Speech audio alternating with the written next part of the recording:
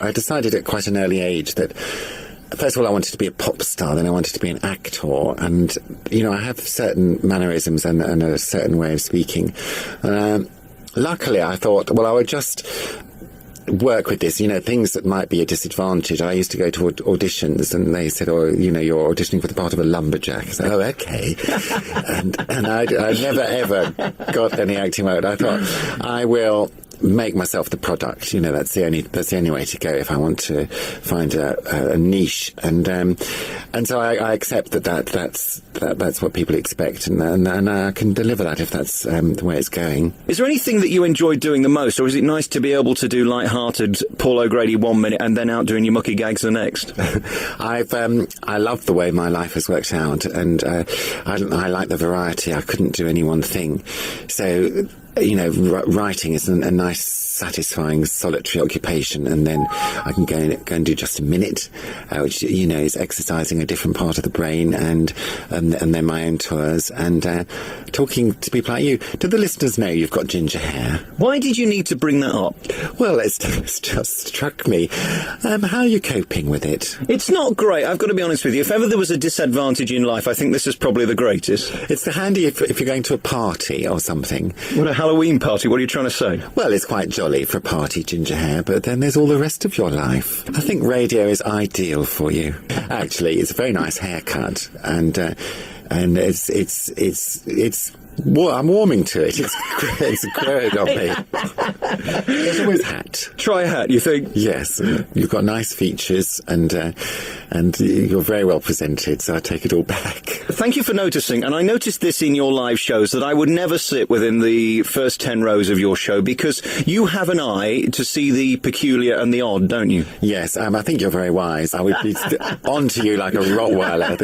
This is a gift from God. A little cheery, red-headed man at the front. The little freak of nature. I'll pay you to come on tour and just sit there every night.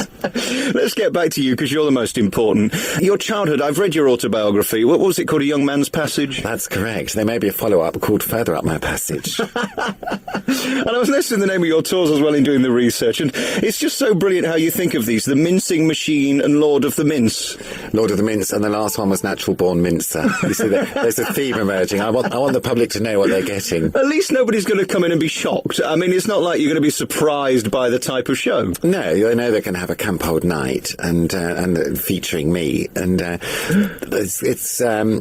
I like it when you come out and people already like you. In the old days, people would just say, "Oh, let's go and see some comedy," and you get what you're given.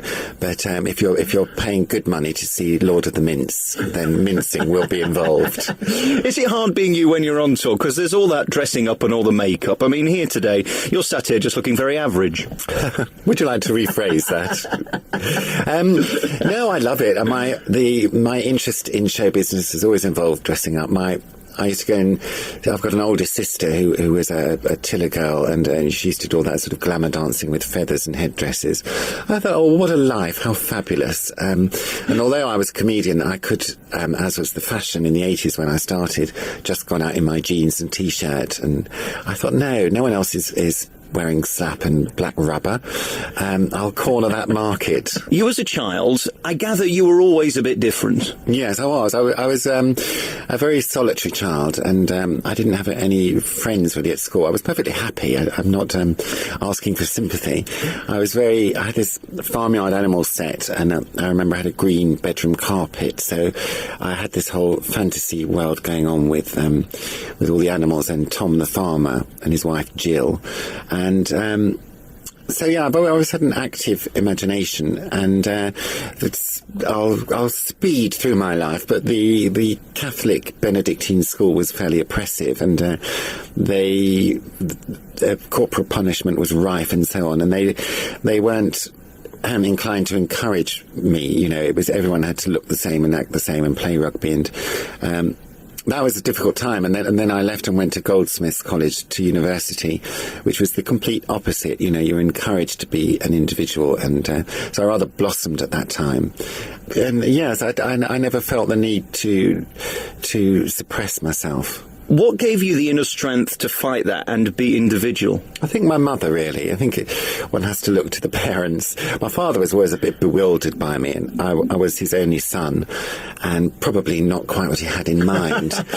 But my mother and my mother's side of the family were always very funny. Although she was a career woman, a probation officer, she would do funny things like walk into the room with a pair of knickers on her head, and I think she encouraged the sensitive side of me, and she actually named me after a priest called Father Julian that she knew when she was growing up. So yes, we'll put it down to my mother, I think.